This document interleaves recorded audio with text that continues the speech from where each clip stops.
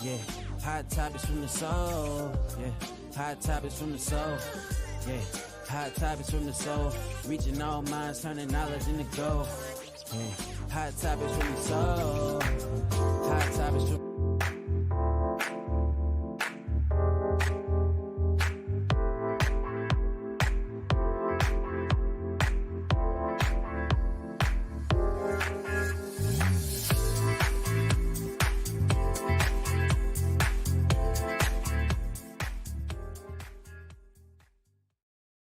Hello and welcome to Hot Topics from the Soul. I'm your host, Dr. Valerie Parker Hagan, and I'm so delighted to be here this evening with you all. I have my co host.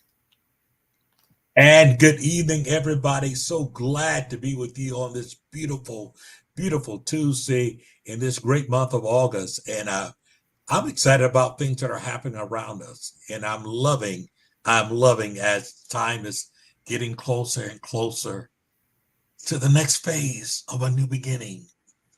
Absolutely. Tonight, we're going to talk about moments are crucial and we should not miss it. Your birthday is coming up in Yes, 2 weeks, and so we'll be celebrating you. So tell yes. people about your birthday celebration, Dr. J. Well, this is I'm not going to say long overdue because I wasn't trying to get to 60 this quick at all. But definitely the other part of Yeah, actually but it's there's a glad to community be there.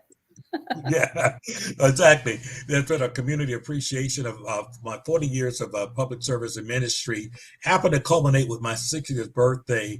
It's happening on Saturday, August 24th. Actually, in Riviera Beach, there at the beautiful Riviera Beach Marina. And it's going to be a great time. It's a celebration, dinner, banquet, tribute, semi formal event. It's going to be incredible. It's going to be great food. I just got through communicating with the chef again. And let me say, the chef is excited about this event. We did some food tasting. And I have to tell you, she put her listen, that was an item on the menu that I really don't eat, and I really say I don't eat that. So I figured I'd get some other people to test it, and I just said let me have a little bit. Well, she converted me. She should have been a minister with license because she converted me. Listen, I end up eating salmon. Listen, I mean, I don't do salmon. Oh my goodness. And I end up eating, and it was great. And she is just so professional inside of what she does. And she just hit me up a few minutes ago, just telling me, look here, she's looking forward to it, the things that she's excited about. And I'm excited about it because Dr. Val, although it's my birthday and they're celebrating me, we're looking forward. We're going to have some prizes that we're going to be giving away, some trivia. So I'm going to see how well do you know me and those type of things, and some other opportunities that's going to happen. But I want you to know this isn't going to be your traditional. So it's not a church service. It's a celebration, right? Thank It's you. a We're going to celebration. have it. We're going to be dancing. There's going to be a It's DJ going to be a there. it's going to be a lot of great things there. Yeah, of course we're going to have gospel music. What are you asking? Yeah, it's going to be, but it's going to be a variety of things that are there. And I want you to know that it's a celebration. Let me tell you something. It's a celebration. Jesus performed his first miracle at a wedding. Out of all things, they run out of what? Wine. Hmm. I promise you, they wasn't having a prayer service at the wedding. They were celebrating. It will be a celebration. Now, it won't be no wine at mine, okay? But it's going to be a celebration. So I'm excited. And listen, the RSVP date is really tomorrow. The committee have given permission to extend it to Saturday, the 17th. But I'm telling you, I wouldn't wait if I was you because we're going to reach that cutoff. And I'm Mhm. telling you, you want to do so. So listen, I'm going to invite you to Zelle man of purpose 2000 at gmail.com or Cash App $ Dr. J.R. Thicklin, $65, just a $65 donation. And maybe you're watching. And You can really, say, well, that I'm in a whole nother $65 to go to a party with food and music is really nothing. semi-formal I mean, event. you Great. know, come on, people. You need to dress up, look cute and everything. A lot of us, we go to work, church, and home, work, church, and home. Well, this Mhm. is a time to celebrate someone that has sown into the community. And I'm sure if you follow him on social media, he has sown into your lives personally. So $65 donation. No, we're not paying to go to a party, but No, no, we're sowing into his life so that he can continue the work, continue feeding you on a daily basis. And those of you that call him on a daily basis, you absolutely positively need to be in the house. And if you know, you can't be there, you can send a video and your donation. yeah, same app. There are people that are from out of state that are coming. There are people that couldn't come, and they're saying, "Look, I'm going to send a seed because the fact, hey, definitely, you've been there. You've been a blessing. You've always have." And here's the thing that's important to say, and this is not me pumping my own, you know, a balloon or whatever. In 40 years of service and ministry, I've never had an appreciation. I never had an anniversary. I didn't do that. I'm not criticizing those that do, and so I'm glad that there are people that love me enough and like yourself that say, look, it is time. And I still was kicking and screaming. I didn't want to do this because I have a hard time, I guess you would say, celebrating me or that type of thing. But I'm glad I took my hands off the stern wheel this time and say, okay, you all go ahead. They had to put me in a straitjacket almost. But anyway, go ahead and go forth with it because, I'm going to celebrate turning that next page, that next chapter. And like I always say, my age is not my cage. It's just new beginning. Not only that, Dr. J, tell the audience about your nonprofit because you do a lot of work through your nonprofit organization. Absolutely. Destiny by Choice, believe it or not, has been around since 2000. Since actually 1999, incorporated 2000. And our mission has been empowering lives, shaping destinies of those impacted by domestic violence, fatherlessness, and other social determinants. And so, inside of that, as you know, we've done tremendous work in not only advocating for domestic violence and things, but we have been contributing authors and have written to the whole issue of addressing domestic violence, the intersectionality of domestic violence in the church and faith. We've written along with, through universities. We've done things with batterers intervention, fatherlessness, the intersectionality of faith and mental health. As a matter of fact, Dr. Val, I am here in Atlanta right now at a National Fatherhood Summit. And it's great being with other cutting edge organizations and people that are doing this work. And we're talking about the betterment of the family and how do we support fathers and how do we have the right tools there because we're shaping lives. We are empowering lives and shaping destinies. And we continue to do this work, whether we're leading marches, whether we're standing up against dismantling racism, or we're coming against things such as voters suppression, those things there. We continue to do the work. And that's saying all that without even thinking about the fact of the soul winning that we do every day, the ministry of the gospel. I've never been restricted to the pulpit only. It's always been the marketplace ministry. It's reaching people where they are.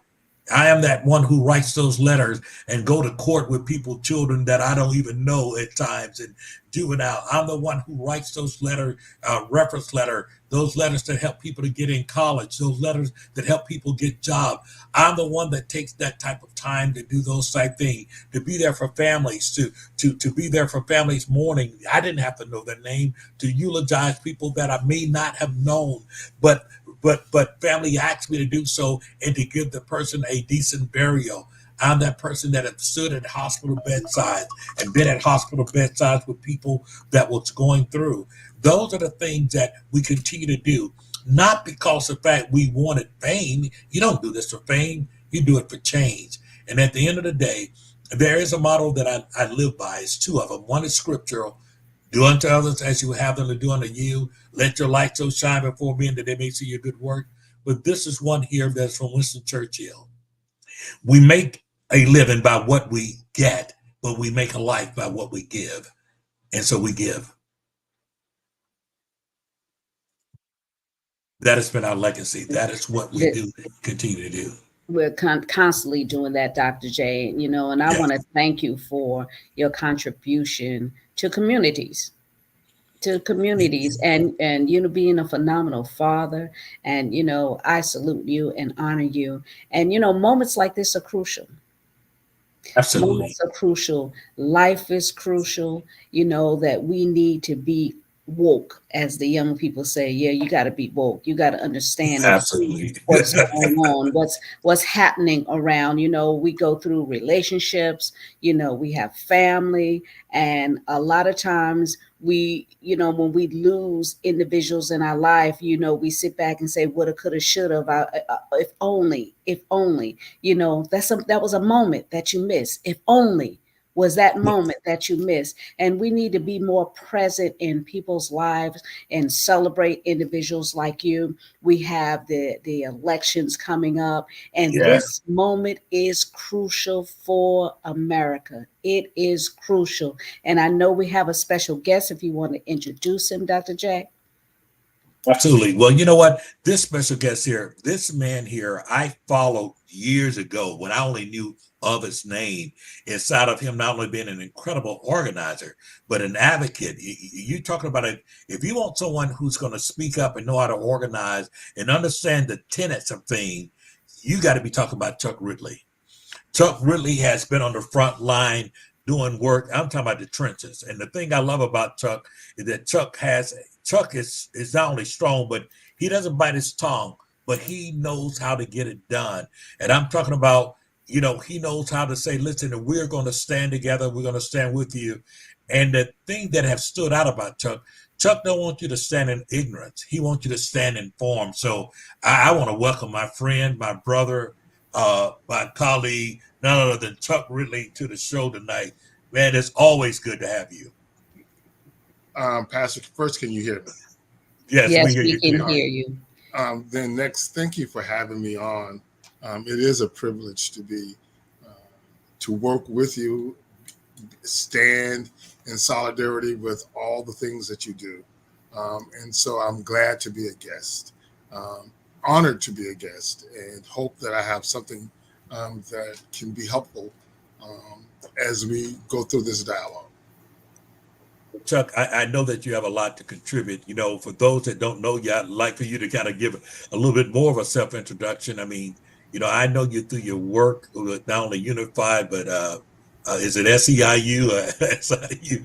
But I never forget, before I ever met you, I would hear your name. And I would hear your name. And I heard your name from someone who's very credible, who meant a lot to me. And I don't know if you end up filling in for them or speaking on something, but when I heard your name from him, it signified to me this person's a mover and shaker. And then I saw you in action. And when I saw you in action, I said, listen, this brother is not only well connected, he's well informed, he has vision.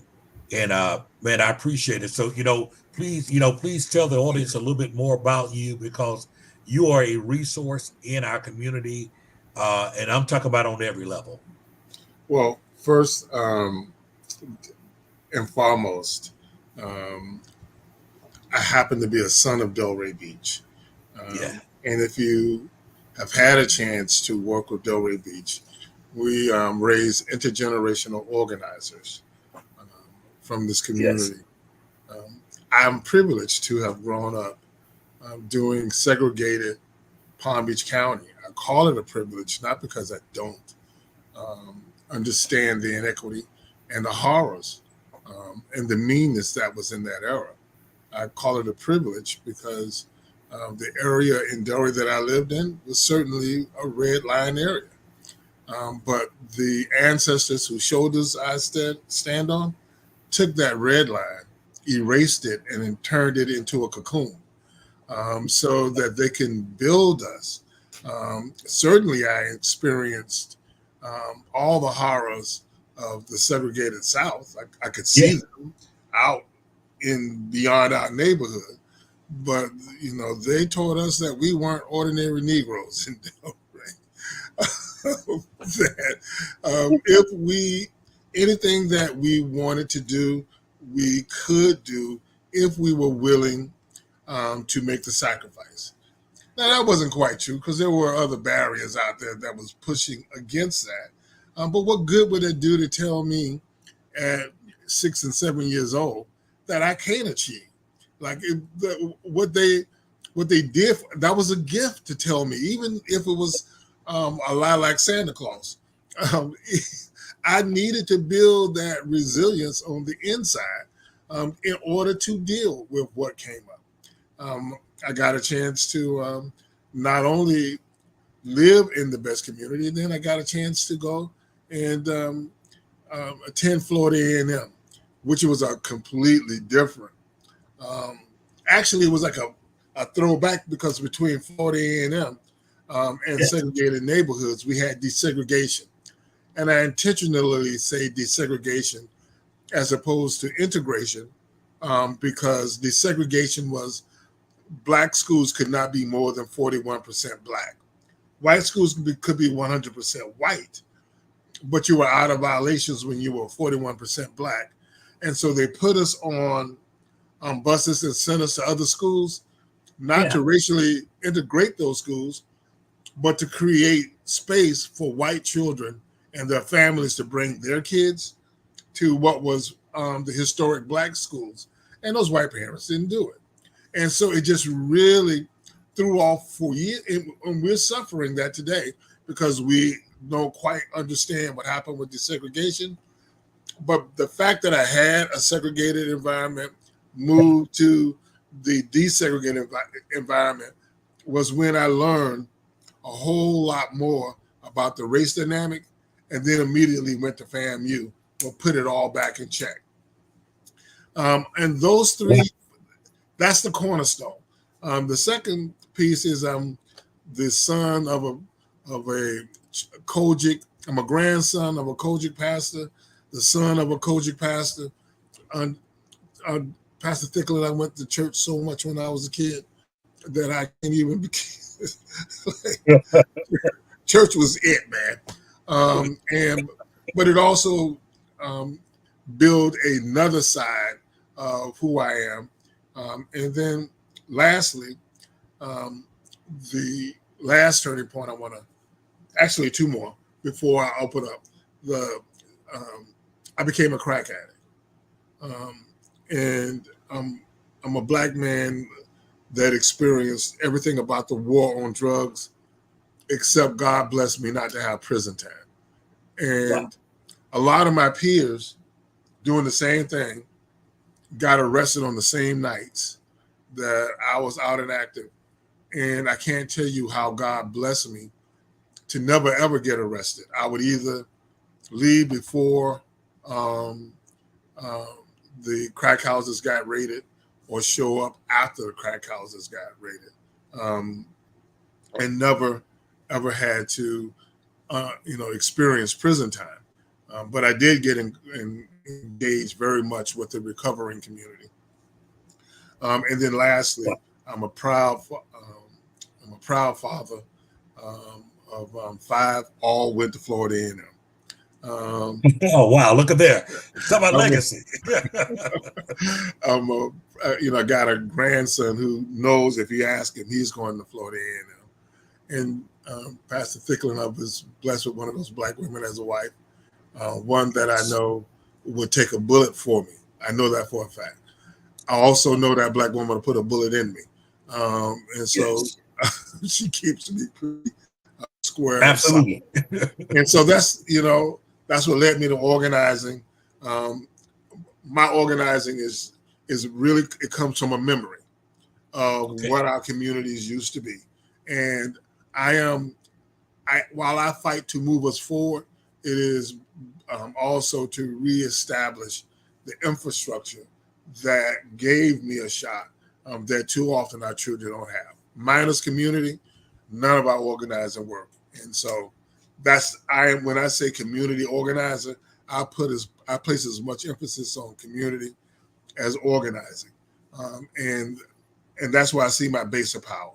I don't see my base of power in public officials. I don't see my base of power in institutions. I see my base of power in community, and that's what drives my theory and ideology. And I love the way you put that, because we used to say things like power to the people, right?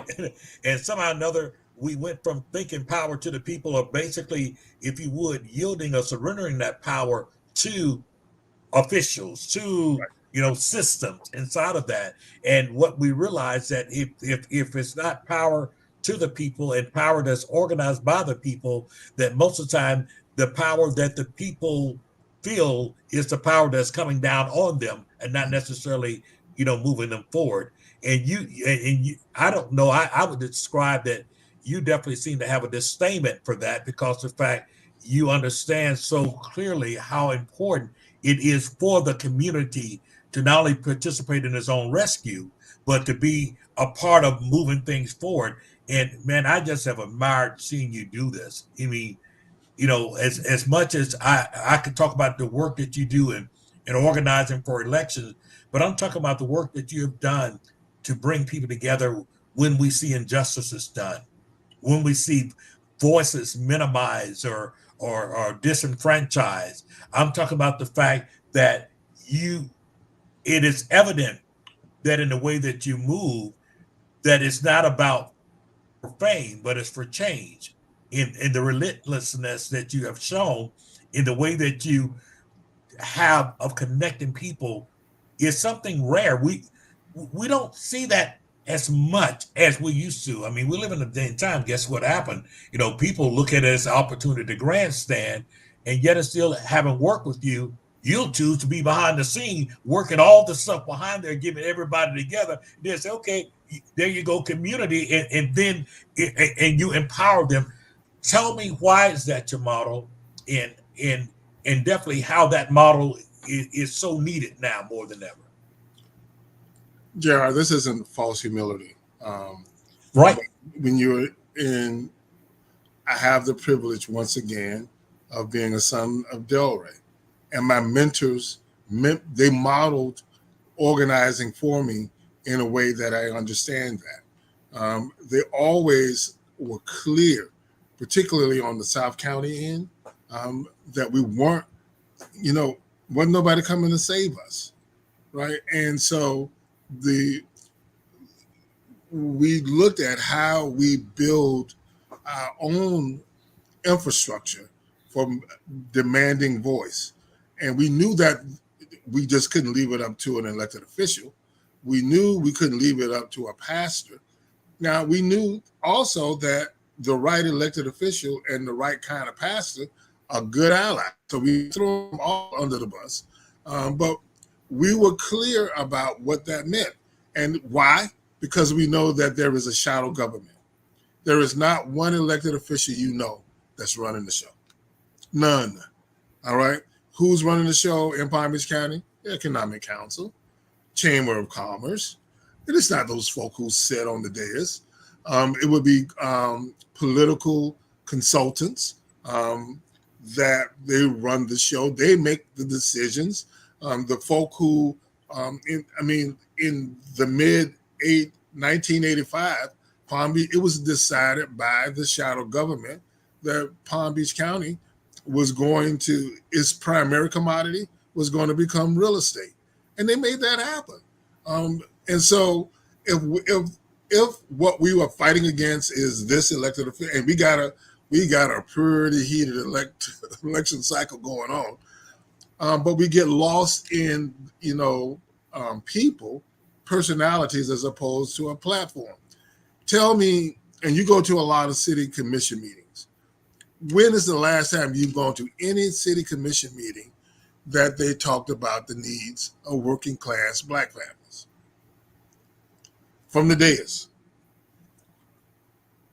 You mean you say that was supposed to be on the agenda? Okay. Now, tell me the last time you went and heard about real estate development. Oh, yeah. Almost every meeting. So once you get comfortable with, they'll say what they need to say, and ain't gonna rock the boat. Then you get clear that you ain't got no reason to be. There's a lot of words I want to use right in that space. If we're going to make change, it is the folk who live in our community. I trust our community has the answers. I'm not trying to mimic in our community mainstream. I'm trying to organize with my neighbors how we survive it and carve out our own pathway. The last piece of that is that in this country, there's still a caste system. We talk about the race system, but there is a caste system, and you're going to see that caste system emerge in this election, just like you saw it in 2008. Recognizing that this is a race-based caste system helps me understand we got to build our own economy. We got to build our own pathway and infrastructure for affordable housing. We got to recognize what our ancestors recognized when we had Jim Crow racial segregation is the equivalent of gentrificated neighborhoods gentrifying now. How did our neighbors at that time of Jim Crow segregation still build a powerful economy, still build capacity, still get our children educated to be among the best, still be able to lift up democracy, and now we can't because we are faced with gentrification, and white supremacy still exists? Makes no sense to me. All right, I'm not trying to get white folk comfortable with trying to help us. I'm not trying to convince them about what their role should or shouldn't be. I try not. I mean, I don't have a problem working with them, but it ain't required. And if they don't want to work on terms that's going to move our work forward, I'd just rather be left alone and work with the people who look like me and want to work the way I work. Well, I honor and I salute you for being a son of Delray and wanting to stay there and build that community in which reared you and built you up and held you even when you were being dysfunctional. That's correct. Yeah. Yeah. Dr. Valerie, where are you from? Hmm? Where are you from? Well, I was born in South Carolina. I was raised in New York, and I'm settled here in Fort Lauderdale. Oh, okay. All right. Mhm. Okay. And I work here in my community here in the Fort Lauderdale area, and that's one of the reasons why it's so important for me to get individuals like yourself to come on the show and talk about the importance of unity, the importance of we sticking together as a people with one goal in mind, and that is for us to move forward, not backwards, and also to hold up each other's arms and hands and say, we're not going to settle for, what's being dished to us, but we are going to move forward so that our generations can be proud of the stand that we take, just as we were proud of the stands like Dr. King and other, leaders did. And they stood up in their communities and they had a voice, one voice, Yes. that we want to be free. So talk about, even though you're there in love Delray, talk about what that looks like and what individuals should do, because there's a lot of sons and daughters in communities that need to raise up. For me personally, I didn't get involved in my community until I was in my 30s because I really didn't understand it. And, things just ran. I didn't know about the commissioner. I didn't know about the mayor. I didn't know about senators or governors and all of that. Only thing I knew about was the president and voting for the president of the United States. It wasn't taught to us the chain of commands and who governs and rules our community. So talk about how important that is for us to be woke. I love what you said. Let me share. You articulated the core of our theory for change in Delray when you said we want to be free. All right. And too often we don't start from there. We don't do the historical analysis that shares from the time we were enslaved and kidnapped and also traded by folk who look like us on a different continent. Our demand was we are going to be free by any means necessary. That if we embrace that, it makes it easier to see and understand the work that I am working on. I'm working on liberation. I'm not working for anything short of Black liberation. I say that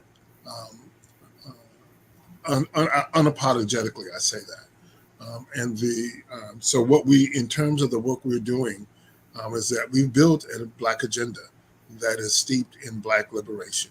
Um, we recognize we do have to have allies in order to be liberated, but we are not under the errant assumption that Black liberation and resistance was not passed down. We were not passive from the moment we were kidnapped on the continent. We weren't passive when they put us in the Middle Passage. We wasn't passive when we got on this continent. And the scientists that they kidnapped realized that they had to heal the land, which is how this country really have the economic resources that they have. We were not passive when we were enslaved. Those folk who were plantation owners were sleeping with one eye open. I promise you, we did not wait until Juneteenth to start emancipating ourselves. We emancipated ourselves from the very beginning. And there were many revolts that won't be shared in mainstream history that entails that, including, and you know, when they had the revolt over in Haiti, well, those folk they really needed therapy when that started going on. We weren't passive when we fought in all the wars, particularly the war that started in 1862. They call it, yeah, you know what they call it. We weren't passive in Reconstruction. We wasn't passive when they reconciled and gave that land back to the South. We wasn't passive during the Jim Crow South. And we are not going to be passive today.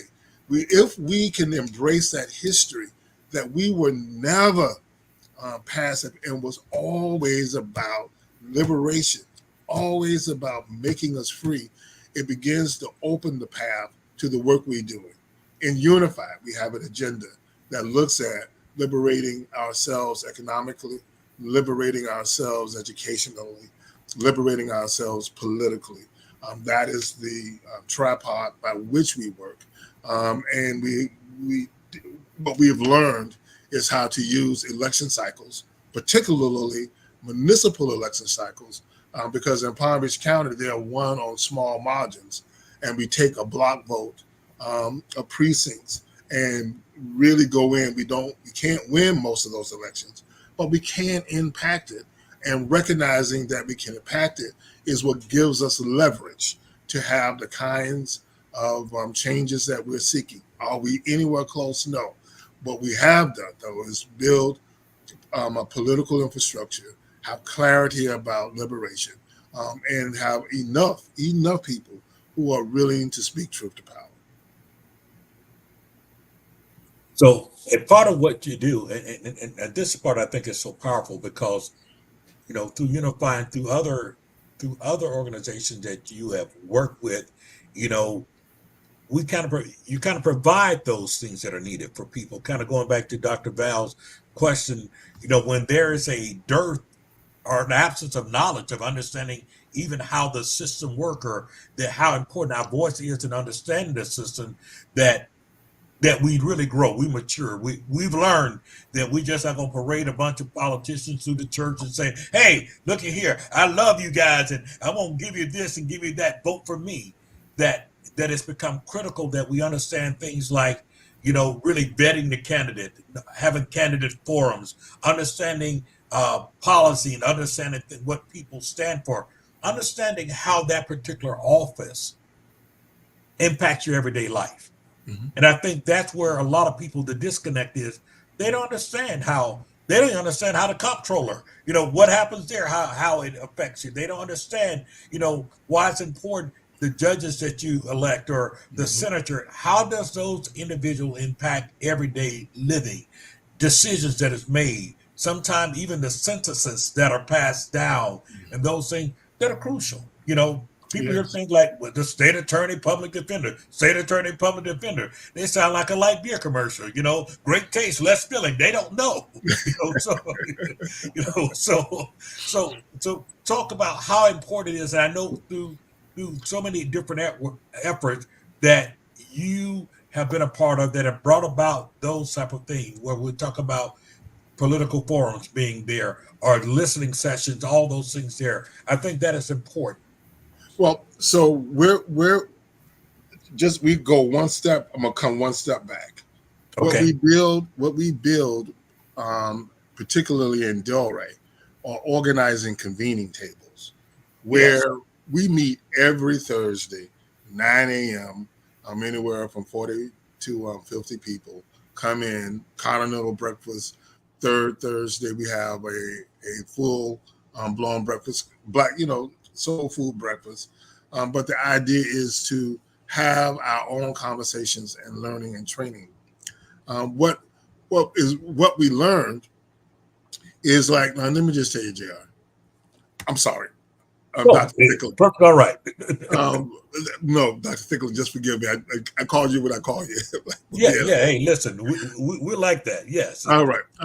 But um, I drive a nice car, right? It ain't brand new. It's a nice car. And if it break down, I don't want to understand why. Okay, I just want to take it anywhere I got the warranty and have Yes. somebody fix it. Okay. What we taught our community, or we teach our community, is how to use the warranty. Gotcha. So when something go wrong, they know where to come. Yeah. All right. We teach our community about. So when we come and say we want you to support this candidate, you don't have to. Now we don't have to, but they've come to trust that by supporting the candidate, we endorse or embrace, because we don't really endorse, we embrace a candidate. I think that's a distinction without a difference, but we embrace a candidate. Exactly. Because they trust the warranty, they go with it because they get the benefits when it's time. All right. When they don't necessarily want to know the job description of the mayor. They want to know that when they need the mayor, that there is a group that got enough juice to make the mayor move. Now that's what they want to know. And they want to know how that happens. And that is how we've utilized and helped our neighbors understand how to utilize Black Bloc Vote, because that's how we have relevant. Keep ourselves relevant. Going out to vote was phase one. Going out to vote in the block was phase two, and they can see in Delray the benefits of going out and voting in a block. Because even when they get mad at what we say, all right, there's another election cycle coming up, and they know we vote in a block. They somehow seem to get over themselves because we are figuring out. We haven't figured out. We are figuring out how to make things work. Phase two is that we wrote our own citizens participatory plan and had it codified for our district. It is similar to the comp plan. We integrated it in, but we didn't let their planners do it. We invested in ourselves and brought our planners so we have a North Star. And then we break that North Star out in livable chunks so we can move an agenda around that. And then the typical services like economic, like a Black Chamber, community associations, we call those wraparound services or wraparound organizing projects. And so we do those a little bit different, but we have all of that going.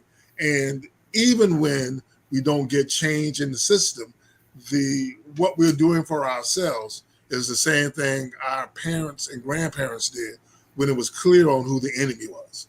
All right. And so we are not so much clear on the enemy at this point in the work we're doing in Delray, but we are clear on who the allies are and how they work with us. Awesome. How do we get those individuals in our communities to go to the polls, as you say? How do we get them there? Because a lot of times people are just looking at what's on television. They will Google everything and anything except when it comes to a candidate when it comes to an election because they're just not interested. They don't realize the value of what the local offices do. So, how do you activate them to get So moving? yeah, um, again, um, I don't mean to sound flip, but I'm saying this. Um, we don't convince them that anybody in City Hall gonna change their life. All right, we don't even tell them that lie because we lose credibility with them when we tell them that lie. What we have built, our our voter turnout is built on relationships. All right, come vote for me, baby, sweetie. I, don't, I understand it ain't gonna make no difference, but if my life has made a difference to you, I want you to trust what we're doing and going out to vote. Um, when my children first started going out to vote, it was because of a threat. They did not want to be homeless, and I made it clear to them that you're going to go vote, or you're going to be homeless. Now, what my kids did though was help dispel this myth. They were not just going out to vote, not going to vote because they was ignorant about the vote. They were not going to vote because they was disenfranchised. All right, they was disengaged because City Hall and the party that most Black people are affiliated with wasn't doing anything that changed their lives. And what we took away from them is that it's not the responsibility of them to change our lives. It is our responsibility to organize and make happen. And we have really grown those who are active and learned how to weaponize their vote. So we don't go from trying to educate them on how to vote and uphold white supremacy. We educate our folk on that voting is a tool, only a tool, and it's only going to be as valuable as engaged as we are the day after the election. I hope I answered your question, Dr. Ballard. Mhm. Okay, Dr. J. It sounds like to me that wrapped in what you said is this word called accountability.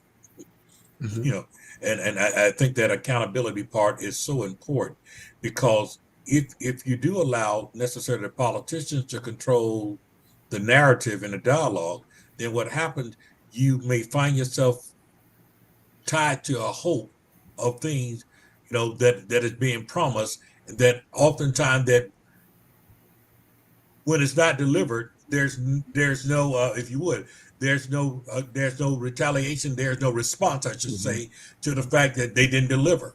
Mm-hmm. But what you're saying, that when you organize from the other part, that you understand the fact that you go in, realizing the power that is within the people, that you can change some things, because the fact your eyes is not set on necessarily believing in a necessary some candidates is going to wave a magic wand, but rather than the fact of understanding that once again, there's power with the people.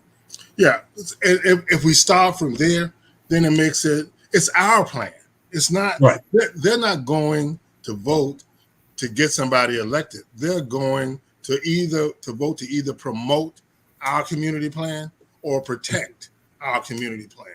Gotcha. We turned it into self-interest around what we needed for ourselves, as opposed to trying to convince them that these folk were going to do something magical for us that they hadn't done any other time at any other place. Our candidate is always and you've heard us talk about the set transformation plan. That's always our candidate. Well, the thing is, the point I want to get across to everyone listening is that we can't miss this moment. Oh my God. We can't miss this moment in history where we have a chance to be part of history that will transform our communities and the world as we know it. It's crucial. Everybody has a part, and they're not recognizing just how important that part is, that we be activated with making sure that you're a registered voter, We have voters' rights that have been taken away because they did something as a teenager, and because they have a criminal record, they can't vote, but they've been an upstanding citizen from then on, and their voting rights have been taken away. Dr. Valerie. There's so much that has been hindrances should turn a light bulb on and say how valuable my vote is, that they want to stop it.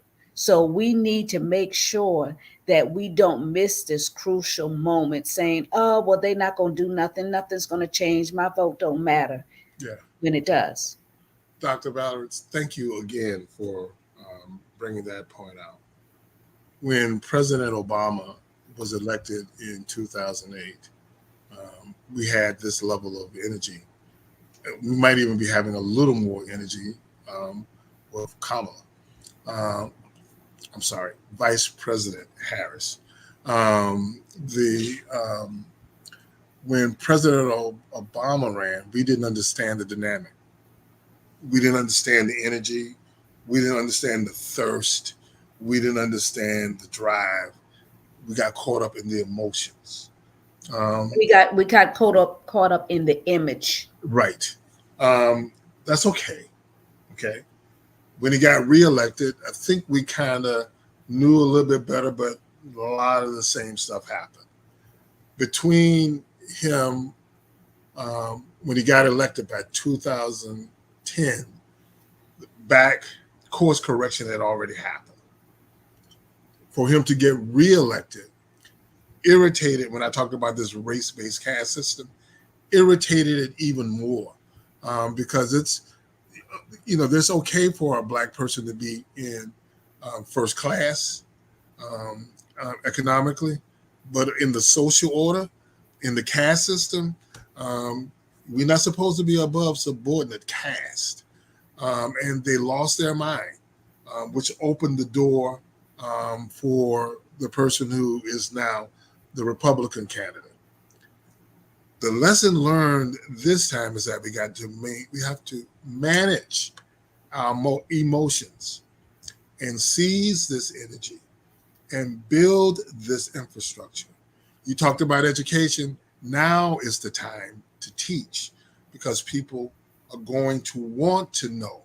We don't have to beg for them to become engaged, but please, my prayers that we don't squander it because we didn't manage the opportunity to really build for the future. Because our young people are looking at Kamala, Vice President Harris. They are paying attention. They are now beginning to become engaged.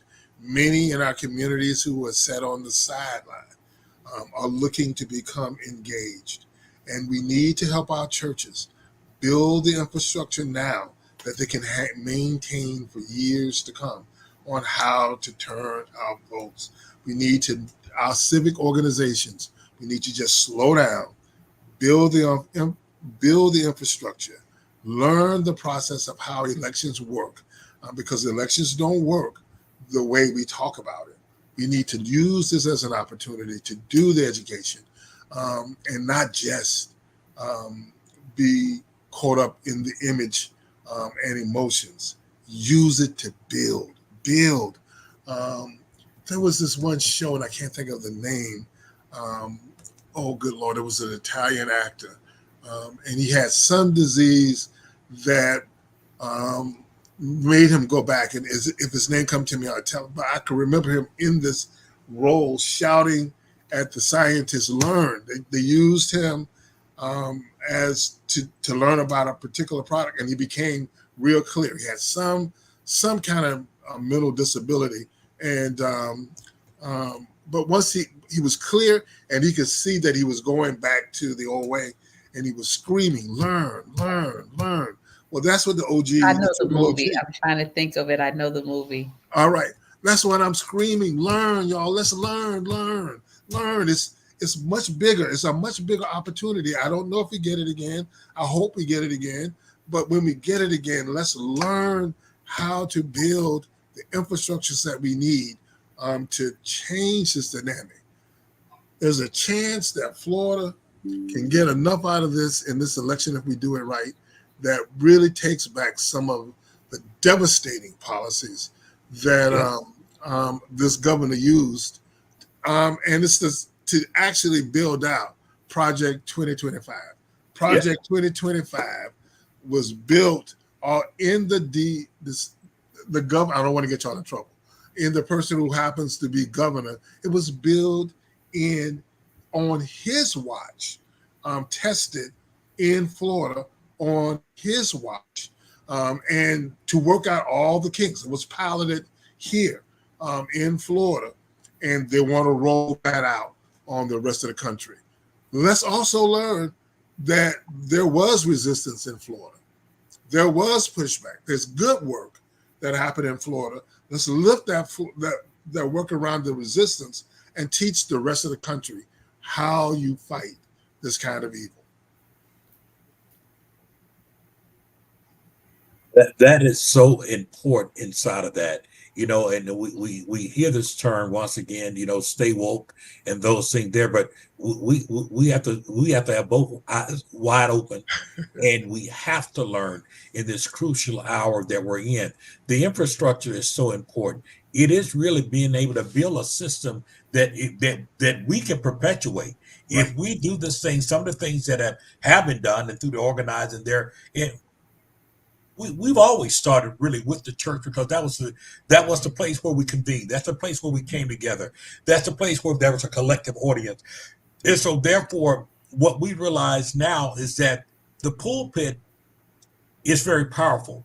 And for those that struggle with the fact of, it's separate, can't have politics. You're talking about politics. Let's deal with the word policies. Let's deal with the fact of what happens, that if we don't convene, if we don't equip, if we don't have that platform, then what we will always do is be slaves, if you would, to propaganda. We'll be slaves, and we won't build the infrastructure inside of it.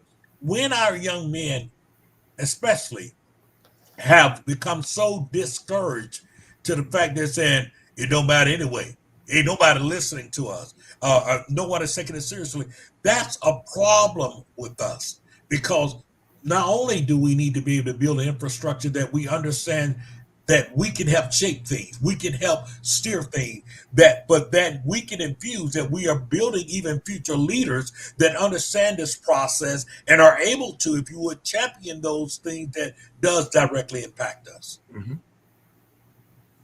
Yes, sir. You preaching better than we saying amen. Yeah, it is necessary, and that's why I'm excited, Chuck, for much of the work that has been done as we organize the churches, as we're bringing churches together, as we're talking about the fact this is no time for division, but this is time to galvanize, to come together and understand the fact that, I learned a word today. We can't look for Superman. And the word came up under the word recruitment, and I thought it was brilliant. The brother told us, said, remove the first four letters in recruitment, RECR. Then he said, remove the last four letters from recruitment, which is MENT. And what was left was it.